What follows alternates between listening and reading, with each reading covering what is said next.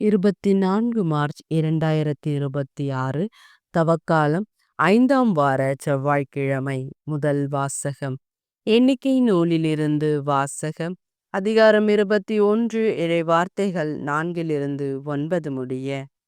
அந்நாட்களில் ஏதோம் நாட்டை சுற்றி போகும்படி ஓர் என்ற மலையிலிருந்து இஸ்ரேலர் செங்கடல் சாலை வழியாக பயணப்பட்டனர். அவ்வழியை முன்னிட்டு மக்கள் பொறுமை இழந்தனர். மக்கள் கடவுளுக்கும் மோசேவுக்கும் எதிராக பேசினர்.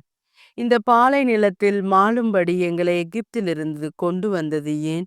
இங்கு உணவும் இல்லை, தண்ணீரும் இல்லை. அற்பமான இந்த உணவு எங்களுக்கு வெறுத்து போய்விட்டது என்றனர். உடனே ஆண்டவர் கொள்ளிவாய் பாம்புகளை மக்களிடையே அனுப்பினார். அவை கடிக்கவே இஸ்ரேல் மக்களில் பலர் மாண்டனர். அப்பொழுது மக்கள் மோசேயிடம் வந்து, நாங்கள் பாவம் செய்து உள்ளோம், நாங்கள் ஆண்டவருக்கும் உமக்கும் எதிராக பேசியுள்ளோம். அவர் இந்த பாம்புகளை அகற்றிவிடும்படி நீ ஆண்டவரிடம் வேண்டிக் கொள்ளும் என்றனர். அவ்வாறே மோசே கொள்ளிவாய் பாம்பு ஒன்றை செய்து அதை ஒரு கம்பத்தில் பொருத்தி, கடிக்கப்பட்டோரில் இதை பார்க்க ஒவ்வொருவனும் பிழைப்பான் என்றார். அவ்வாறே மோசே ஒரு வெண்கல பாம்பை செய்து அதை ஒரு கம்பத்தில் பொருத்தினார். பாம்பு கடித்த எந்த ஒரு மனிதனும் அந்த வெண்கல பாம்பை பார்த்து உயிர் பிழைப்பான். ஆண்டவரின் அருள்வாக்கு. இறைவா உமக்கு நன்றி. பதிலுரை பாடல். பல்லவி. ஆண்டவரே என் மன்றாட்டை கேட்டருளும். ஆண்டவரே என் மன்றாட்டை கேட்டருளும். என் அபாய குரல் உம்மிடம் வருவதாக. நான் இடுக்கணுற்ற நாளிலே உமது முகத்தை மறைக்காதீர். உமது செவியை என் பக்கமாக திருப்பியருளும். நான் மன்றாடும் நாளில் விரைவாய் எனக்கு பதிலளியும். பல்லவி. ஆண்டவரே என் மன்றாட்டை கேட்டருளும். வேற்றினத்தார் ஆண்டவரின் பெயருக்கு அஞ்சுவர்.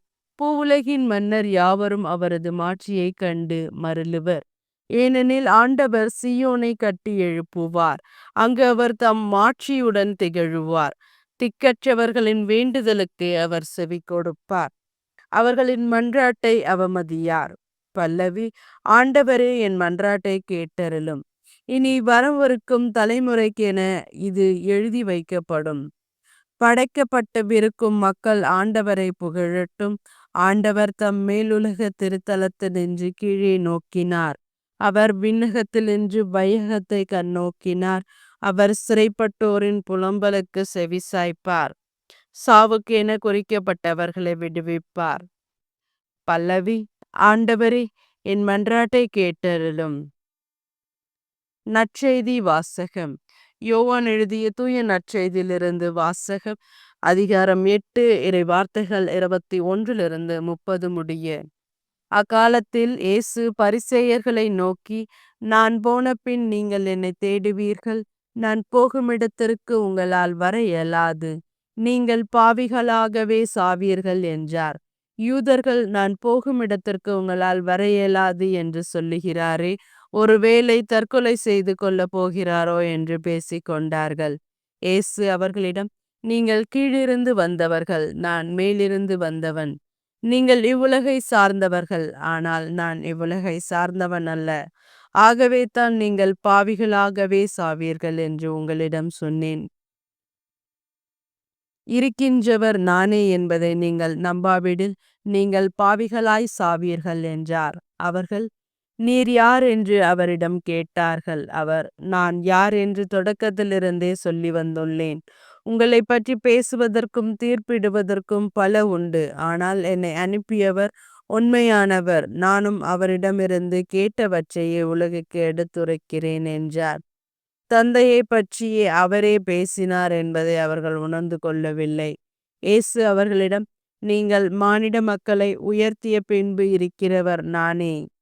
நானாக எதையும் செய்வதில்லை, மாறாக தந்தை கற்றுத்தந்ததையே நான் எடுத்துரைக்கிறேன் என்பதை அறிந்து கொள்ளுவீர்கள். என்னை அனுப்பியவர் என்னோடு இருக்கிறார். அவர் என்னை தனியாக விட்டு விட்டதில்லை. நானும் அவருக்கு உகந்தவற்றையே எப்பொழுதும் செய்கிறேன் என்றார். அவர் இவற்றை சொன்ன பொழுது பலர் அவரிடம் நம்பிக்கை கொண்டனர். ஆண்டவரின் அருள்வாக்கு. கிறிஸ்துவே உமக்கு புகழ்.